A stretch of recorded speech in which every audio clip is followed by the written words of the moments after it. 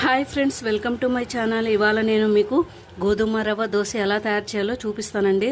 చాలా అంటే చాలా మెత్తగా దూదిలాగా ఉంటాయండి ఈ దోశలు.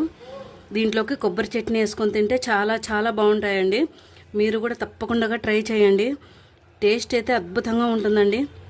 ముందుగా దీనికి కావాల్సిన పదార్థాలు ఏంటో చూసేద్దాం. గోధుమ రవ్వ 1.5 కప్పు తీసుకుంటున్నానండి. ఏ కప్పుతో రవ్వ తీసుకున్నామో అదే కప్పుతో 1 కప్పు పెరుగు తీసుకుందామండి. 1 కప్పు పెరుగు తీసుకుంటున్నాను. 1 కప్పు నీళ్లు తీసుకుంటున్నానండి. ఈ పెరుగులో రవ్వ కలిసేంత వరకు బాగా కలుపుకోవాలండి.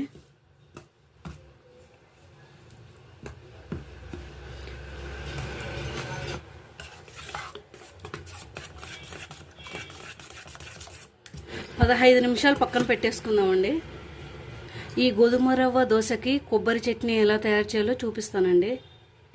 పచ్చి కొబ్బరి సగం చిప్ప తీసుకుంటున్నానండి. ఈ కొబ్బరిని తురిమి పెట్టుకుందామండి. పచ్చి కొబ్బరి ఇలా తురిమి పెట్టుకున్నానండి. కాసేపు పక్కన పెట్టేసుకుందాము. స్టవ్ ఆన్ చేసుకొని బాండ్లీ పెట్టుకున్నానండి. ఇప్పుడు 1 స్పూన్ ఆయిల్ వేసుకుందాము. 5 పచ్చిమిర్చి తుంచి వేసుకుంటున్నానండి. పచ్చిమిర్చి మగ్గిందండి. ఒక ప్లేట్లోకి తీసేసుకుందాము.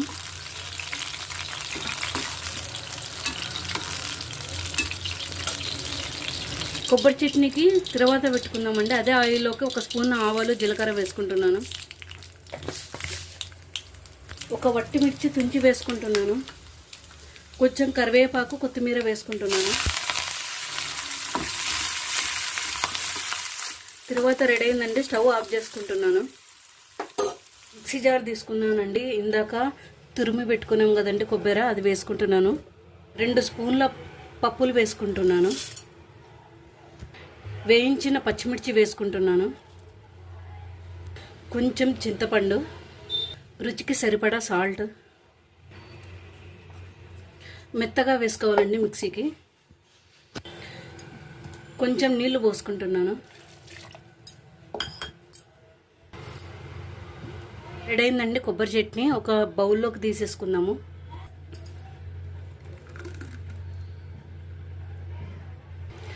ఆల్రెడీ మనము తర్వాత వేసి పెట్టుకున్నాం కదండి చట్నీకి, అది వేసేసుకుంటున్నాను. దోశకే కాదండి, ఇడ్లీకి, పొంగల్కి, అన్ని టిఫిన్స్లోకి ఈ చట్నీ చాలా చాలా బాగుంటుందండి. దీన్ని కాసేపు పక్కన పెట్టేసుకుందాము. గోధుమ రవ్వ నానిందండి. 15 నిమిషాలు అయింది. ఇప్పుడు ఒక మిక్సీ జార్ తీసుకొని అందులోకి వేసేసుకుందాము.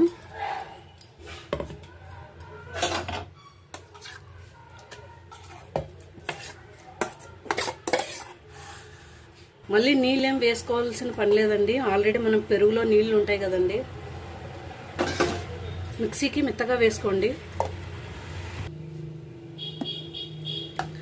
చూడండి, ఇలా మెత్తగా వేసుకోవాలండి. పిండిని మొత్తం ఒక గిన్నెలోకి తీసేసుకుందాము. ఇప్పుడు ఈ దోశ పిండిలోకి కొంచెం సాల్ట్ వేసుకుంటున్నాను. సోడా అవసరం లేదండి. కొంచెం చిక్కగానే ఉండాలండి, నీళ్ళగా ఉండకూడదు ఈ పిండి. ప్యాన్ హీట్ అయిందండి. ఇప్పుడు దోశలు పోసుకుందాము. 1 స్పూన్ ఆయిల్ వేసుకుంటున్నానండి.